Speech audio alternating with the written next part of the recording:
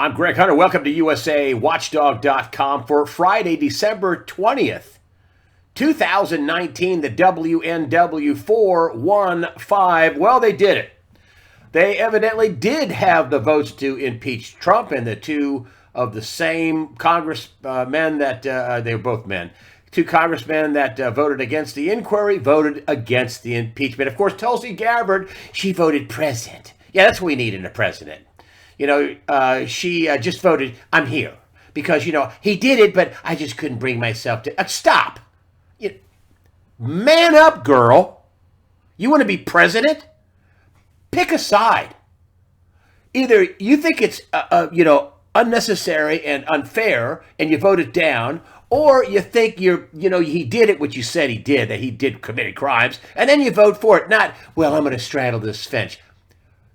Another fail for Tulsi Gabbard, who is a shill for the Council on Foreign Relations, according to her website, her own website, that she's a member of the CFR. Anyway, I don't want to get off all into that. I want to talk about the impeachment, but not the way you think so. I want to start with this right here, because the impeachment was completely one-sided. It was laid out in a bill that showed exactly how one-sided it was. It did not give the president due process. It did not let Republican congressmen call witnesses, fully ask questions. They were rebuffed in every way, shape, or form. It still was awful, horrible, lopsided, crazy, that ended up having no crimes. The articles of impeachment were as obstruction of Congress, and abuse of power, not in the Constitution for things you can get impeached for, and neither is, they did not show a actual crime. Totally unconstitutional, but it still passed the House. And I'm telling you that because this is not just an attack on Donald Trump. It is an attack on we, the people. It shows you how far the Democrats will go, which, no limits. They'll do whatever it takes, as they say. They'll to gain control over our lives and do awful things to us.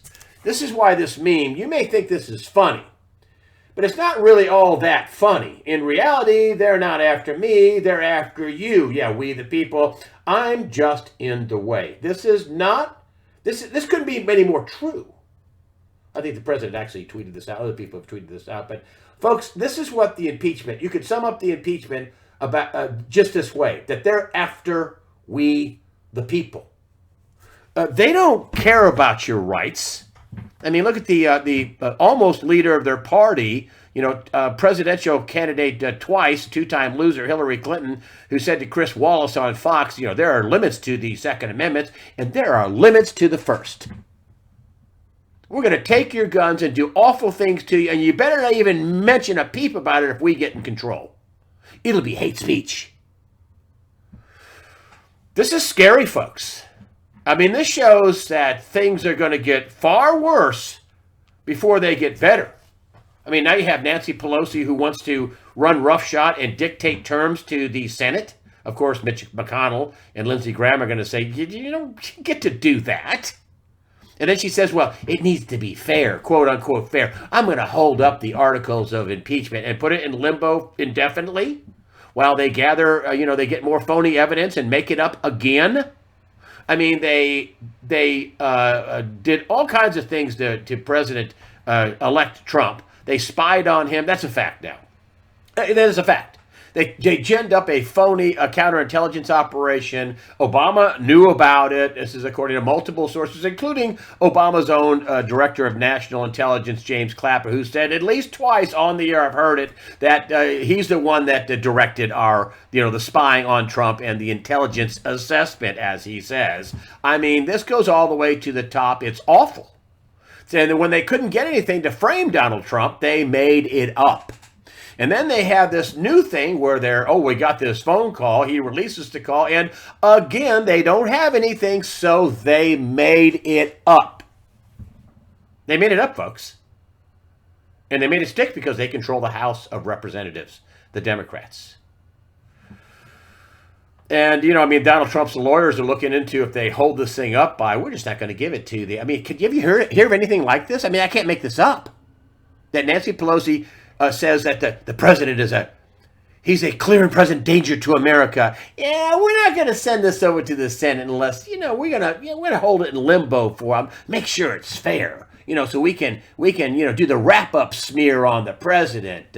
We can accuse him of a lie, and then the press will cover it, and then it'll come back around, and then we can trash him and dirty him up and smear him for the 2020 election because we can't win in a fair way. This is why they have to do dirty tricks and voter fraud. I mean, that's really the theme for the Democrats. I mean, they're not going to get elected on. We're going to give health care to all the illegals and no border guards and sanctuary cities and crime galore and letting out rapists and murderers out of county jails where there are sanctuary sheriffs in sanctuary cities like the one in Guilford County, like the one in Mecklenburg County, North Carolina. Letting out rapists, and I'm not kidding you, rapists and murderers. This is sanctuaries. And blow the budget up and do a phony Green New Deal, which is a Green New fraud. And Medicare for all. But we're not going to tell you over 100 million people are going to lose their own health care for the government version. So this is an attack. This is right here, this guy right here. Okay? I don't know how he did it. He's done a magnificent job. I mean, under attack 24/7, and his family. That's something else. People say, oh, nobody's going to go to jail. Listen, I'm going to take the other side of that bet. They said, well, the banks, and, we've had all kinds of, the war in Afghanistan, and millions that died, and the banks, stole all kinds of money, trillions and trillions of dollars, and this is different because of who's in the White House. That if he doesn't go after these people, he may end up and may have a Kennedy legacy. Some doofus, a brother kills a girl at Chappaquiddick, and another one gets shot in the car in Dallas, which is another bizarre setup, and another one is shot out in California while campaigning years later, and basically a Kennedy type legacy. I don't see Donald Trump allowing that to happen to his family. As a matter of fact, in his most recent, and this is why I say this, in his most recent rally, he said, I can take it. Basically, I'm paraphrasing. This is not a direct quote, but he says, what they did to my family was awful. What's he saying? I mean, this guy's going to protect his family. You think he's going to go, it's okay. I don't see that going. Now, this was a global endeavor. It was a huge operation. It entailed foreign spy agencies. This is why Barr and Durr have been flying around to places like Italy and Australia and the UK and other places because this whole thing was a big, giant global effort. It's a big, huge effort. I mean, you got to hand it to them for the planning, the execution. Well, they failed, but not for lack of trying and not for lack of going for it. Donald Trump wrote Nancy Pelosi a letter. It's a long letter. You should read it. But basically he comes out and says it's illegal and partisan attempted coup. This is the president to the Speaker of the House, saying there was an illegal partisan attempted coup. What they did with the whole Russia collusion. The president's a Russian asset, a spy, and then this impeachment fraud. Unfair, unconstitutional. He said it was an attempted coup. And he says the House Democrats abused their power. I mean, that's strong. You can't make this up. Yet the president telling the Speaker of the House, the third in line to the presidency, and now Schiff says, he's got something on Pence. He's got evidence about Pence in Ukraine. I mean, this is nasty and getting nastier by the day. So you want to knock out Trump and Pence? Oh, that leaves Nancy Pelosi next in line for the White House. She's the third in line. If Trump and Pence somehow something happens to them where they can't, continue their offices, Nancy Pelosi becomes president. I kid you not.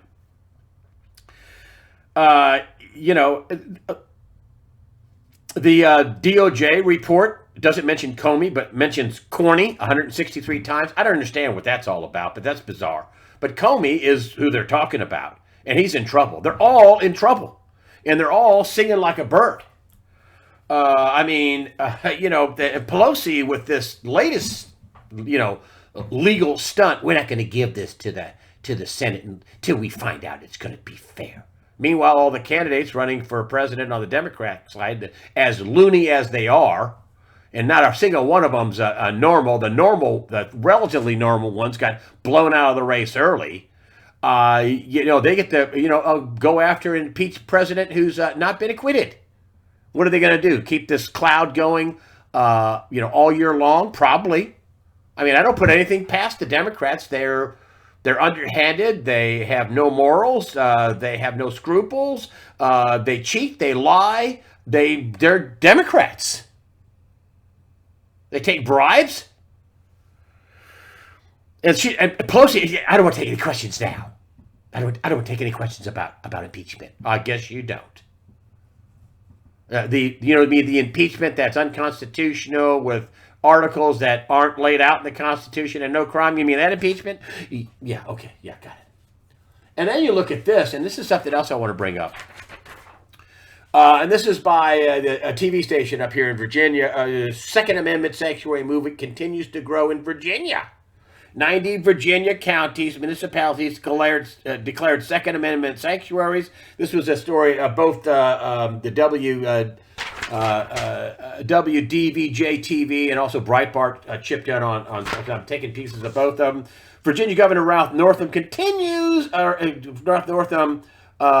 counties will face consequences if they refuse to enforce gun control. Northam threatens use. Check this out, folks.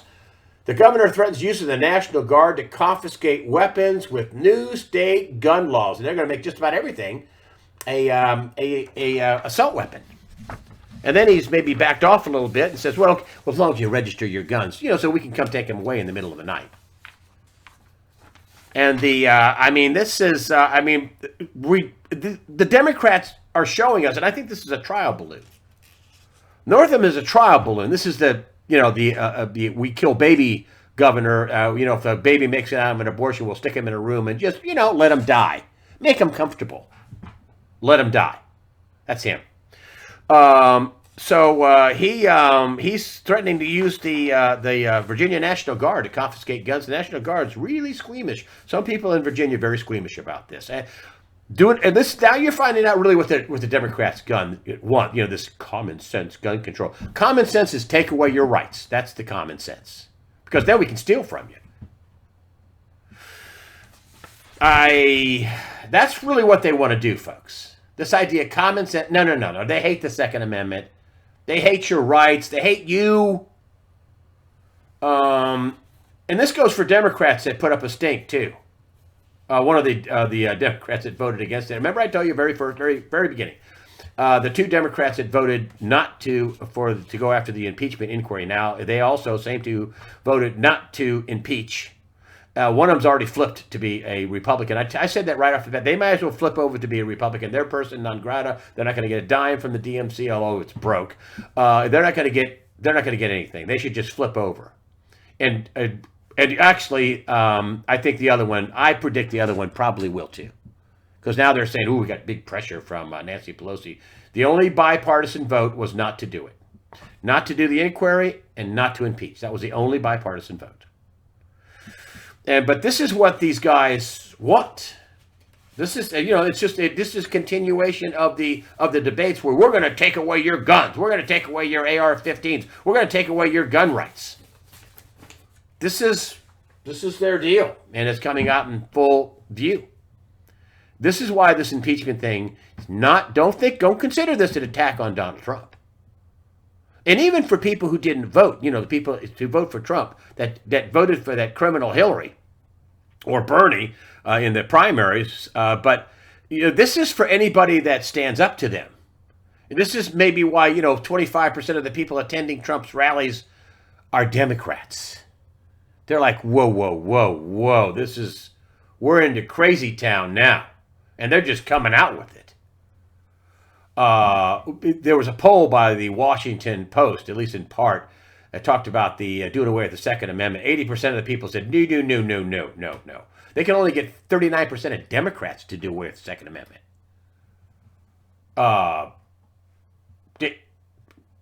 it's wildly unpopular doing away with the Second Amendment.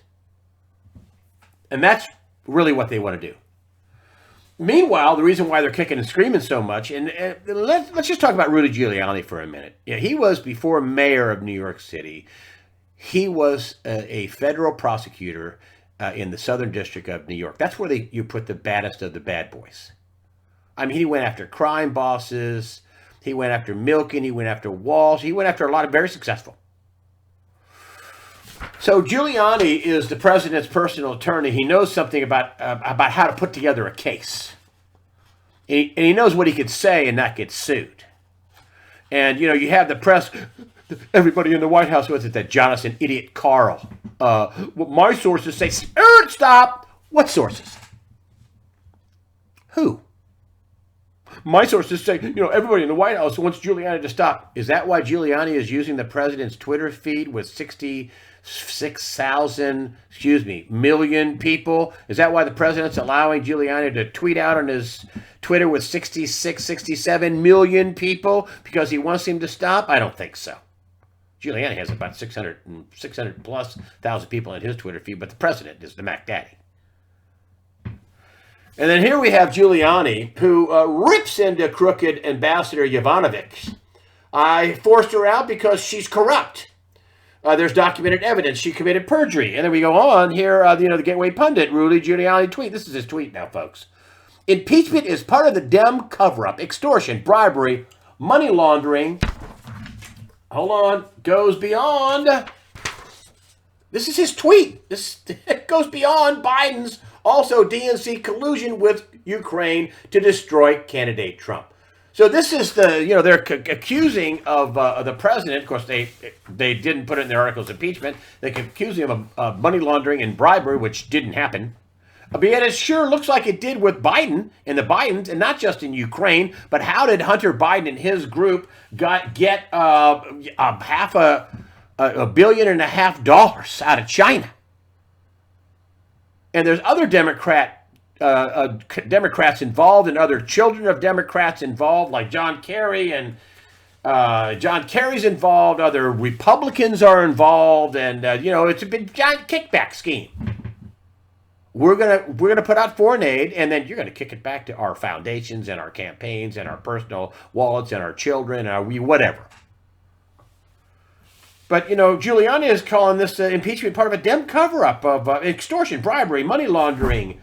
Goes beyond the Bidens. Also, DNC collusion with Ukraine to destroy candidate Trump. He's talking about crowd strike. The people that had the server that's over in Ukraine, that wouldn't let the FBI and Homeland Security look at it. Really? The one that was hacked. Right. So expect this to get nasty. This is going to get worse. And then you have Barr. And again, listen, folks, I'm going to take the other side of the bet here. A lot of people are, nobody's ever going to go to jail. Trump's not going to allow his family to be destroyed by letting all these guys off the hook. He's not going to have a Kennedy legacy. I'm sorry, it ain't going to happen. Now, it's taking time. Yes, everybody's frustrated. Yes, I understand that. But, these are the biggest of the big fish. And you keep hearing Obama ordered the spying, ordered the operation. Crossfire hurricane. Does that sound like a defensive operation or an offensive operation? We're going to put Donald Trump in a crossfire hurricane. He won't know what hit him. It'll be all over the place on him. Didn't work. And Barr, when you see stuff like this, Barr says Comey lying over attempt to distance himself from FBI quagmire. Forget the quagmire, a coup, a seditious, treasonous coup in my humble opinion. Remember, he's the one that cleared crooked Hillary. James Comey claimed that the FBI's Trump-Russia investigation was run 7 layers below him. Is a total lie, according to Attorney General William Barr, who said that the FBI's probe was actually handled by a very small group of very high-level officials. You saw Lisa Page, the lover of Strzok, who was the number 2, the lawyer for the number 2 at the FBI, Andrew McCabe. And her lover was the number 2 counterintelligence expert at the FBI, Peter Strzok. And remember the media leak strategy? where they would leak things out. Remember that? Media is corrupt here. Media is complicit. I suspect they should be named as an unindicted co-conspirator, but I think they should be indicted for the crap they pulled. And they're still polling. They're still pulling this. I mean, the Inspector General report, whether you think Horowitz, who was appointed by Obama or not, didn't identify the bias. Who cares? I mean, the crimes were unveiled. Unbelievable crimes. Lying, spying, the FBI, many counts lying. Dan Bongino was on the air saying, oh, this is footnote on 461 that shows basically the FBI who said, oh, we didn't understand that dossier was until September, but really it was in July. Hats off to you, Dan Bongino, for picking that out. That's in the Inspector General report. The Inspector General report also named Hillary Clinton as the person that produced the dossier and was getting a steal in this report to put it out to the press. Remember that media leak strategy? Remember that? So, this is just unbelievable. We've never seen this before in history. I'm just trying to sum up the week, but keep this in mind. This impeachment thing, and I don't care whether you're independent or a Democrat or a Republican, I don't care what you are. They're coming after you. And you better not get in their way. They'll break any law. They don't care about the Constitution. They'll do any underhanded trick. They'll do anything, lie, never give up the con, lie. They'll do whatever they have to do to take you down. We, the people. The repo market looks like it's calmed down some. Now, I told you last week they were going to pump out $500 billion until the middle of January. Hey, good news, folks. They're only going to pump out, according to some estimates, $300 to $350 billion to keep the system from imploding. The banks is what they're talking about here. Is that good news? I mean, we're hitting one high after another. And how are we hitting that high? Well, $60 billion a month and now down to only $300 billion to $350 billion, according to one analyst, in basically QE or money printing, liquidity injected into the banks. They say it's not. Some people say it's not QE because it's not really going to help the economy. It's only going to help the banks.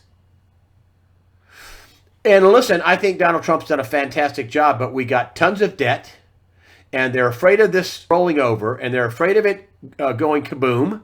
And they're afraid people are going to miss payments. And a lot of banks are having liquidity problems, thus the massive amount of money injected into the repo market, which is in the trillions of dollars. I actually have Gerald Celente on. He says, we're in uncharted waters here.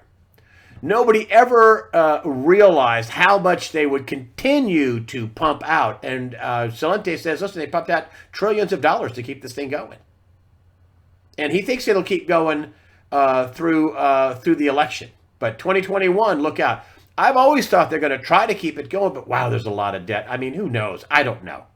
I mean, somebody could always zig when they should have zagged, and the whole thing could come, down. I keep hearing this line out of Forrest Gump because it's so kooky. And, the economy is doing great as long as we keep injecting trillions of dollars into the banks and into the system. I mean, is that really a good economy? I know Donald Trump is buying time. I know he's setting judges. He flipped the Ninth Circuit. He's got now conservative judges on there. And hey, there is such thing as conservative and communist Marxist judges. Okay? Even though Chief Justice Roberts says there's no conservative and no liberal judges. Let's call them what they are: Marxist, communist, globalist, satanic. But he's flipped the court out on the West Coast, the Ninth Circuit Court of Appeals, and he's put up all these judges, a record amount of people. He's getting the military set up better than it was. He's done a lot. He's got the oil drilling. We're a net exporter of oil, right? Which is something we can sell. So he's got his USMCA, which I think gives up too much sovereignty in the deal, but he did get that done, and it's better than what we had, and it blocks China from going to Canada and Mexico and setting up shell companies and cheating us some more. So well, the real problem with China is how the federal pension system funds the Chinese economy and the Chinese stock market. That's the real problem, not the trade deal, not Huawei and the technology. That's the real problem, is the funding that our pension system, the federal pension system, does for China. You pull that out, and the whole thing comes down, which is probably why they don't want to pull it out. They're afraid the whole economy will go down because it's so interconnected. But Gerald Celente is the guest for the early Sunday release. He's a treasure. He's not 100%, nobody is, but he's right a lot. And he gives his trends and predictions for 2020 and beyond, 2021.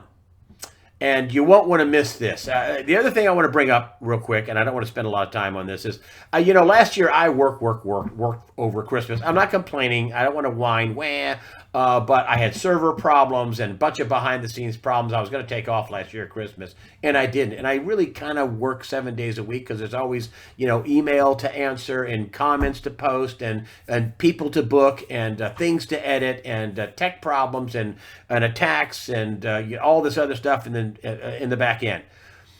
So I am going to have between Christmas and New Year's, actually before Christmas and even after New Year's, I am going to have a very light schedule. I don't want you to think that I'm in trouble. I don't want you to think anybody's going after me. I don't want you to think that I am going off the air or anything like that. But I am going to have a much lighter schedule starting around Christmas Eve. Like, for example, next week, I'm not going to do much. I'm not going to do a weekly news wrap up. I'm not going to have an interview. I think I'm going to come on Christmas Eve and talk to you a little bit and do a kind of a abbreviated a weekly news of so far of the week wrap up and have a little Christmas message for you. Which I love doing because I love Christmas, because it's about Christ. I've been writing Merry Christ Mass. So I just want to let you know I am going to have an abbreviated schedule, but I will have things on. I also want to thank you for all your support, all your comments, all your donations in the era of Google demonetizing or giving me less monetization or putting big 45-minute commercials on a 20-minute or 25-minute video where nobody watches it. That's the kind of thing that makes it hard to keep lights on. And so I appreciate you helping, and I really appreciate the comments. I've always said I've got some of the smartest people on the internet here at usawatchdog.com and also at the YouTube channel that supports it. So I really appreciate that. And with that, I just want to let you know that I want you to have a Merry Christmas. I hope nobody is feeling guilty about saying Merry Christmas. I mean, every time somebody says, well, Happy Holidays, well, Merry Christmas to you. And so, that's one of the great things. I mean, Trump brought this out. Isn't it great to say Merry Christmas again? It is. Of course, I would never stop saying it. I don't care who I made mad. But some people, my wife even felt self-conscious about, I felt a little self-conscious, but I always did it anyway. And now I don't feel self-conscious, and you shouldn't. So with that, listen, prepare yourself mentally, physically, and above all, spiritually. I didn't tell you my line with Forrest Gump. So the Forrest Gump, I keep thinking of this Forrest Gump line, right? This is about the economy. And all through the movie, when he got out of school and he got out of the army and he was playing tennis and, all that stuff, his friend died. And this is the line in the movie. And this is what I keep thinking about the economy, right? And it's so true. And then one day it was over, just like that. And that's why I want you to be prepared. I don't want you to be fearful. I don't want you to rob you of your life. I don't want you to be, but I want you to have a level of preparedness. Because, when this thing goes, and with them pumping out trillions of dollars, and we're going to get inflation. We're already getting that. John Williams says the inflation is about 10%. Catherine Austin Fitz says, well, depending on your area, it could be anywhere from 8%, like she's in Tennessee, and her area is about 8% and change. And other areas in California and some of the, Washington or some of the other high cost of living areas, it's, up to 14%. So if nothing else, we're going to be getting inflation. And so that's the line that keeps coming out about the economy. And then one day it was over. Just like that, says Forrest Gump in the movie. Prepare yourself mentally, physically, above all, spiritually. God the Father and his Son, Jesus Christ, are firmly in control. And Merry Christmas.